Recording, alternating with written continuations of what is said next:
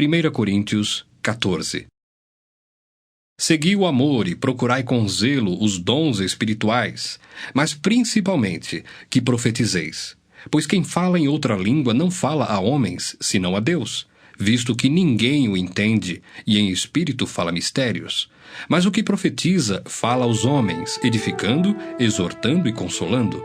O que fala em outra língua a si mesmo se edifica, mas o que profetiza edifica a igreja. Eu quisera que vós todos falasseis em outras línguas, muito mais, porém, que profetizasseis. Pois quem profetiza é superior ao que fala em outras línguas, salvo se as interpretar, para que a igreja receba a edificação. Agora, porém, irmãos, se eu for ter convosco falando em outras línguas, em que vos aproveitareis se vos não falar por meio de revelação, ou de ciência, ou de profecia, ou de doutrina?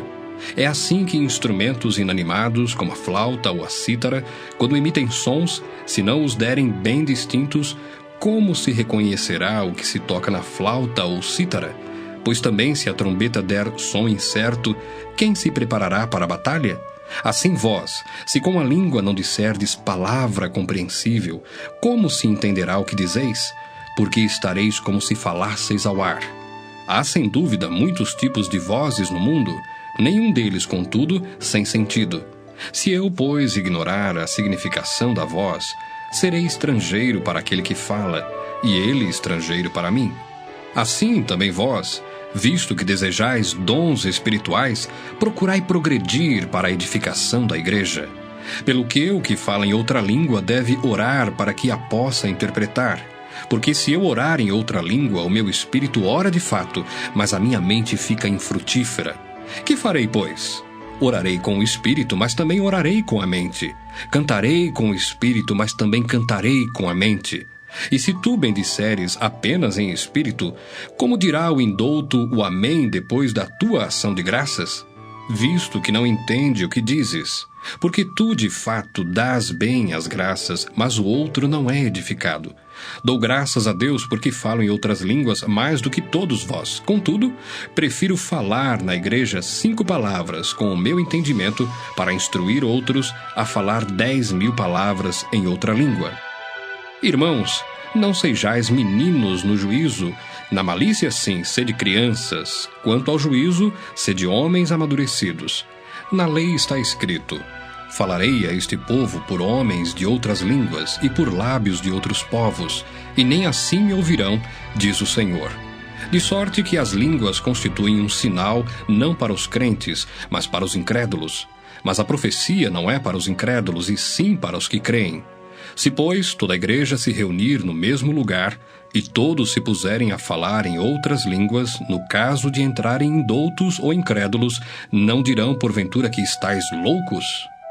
Porém, se todos profetizarem e entrar algum incrédulo ou indouto, é ele por todos convencido e por todos julgado. Tornam-se-lhes manifestos os segredos do coração, e assim, prostrando-se com a face em terra, adorará a Deus, testemunhando que Deus está de fato no meio de vós. Que fazer, pois, irmãos? Quando vos reunis, um tem salmo, outro doutrina, este traz revelação, aquele outra língua, e ainda outro interpretação. Seja tudo feito para edificação.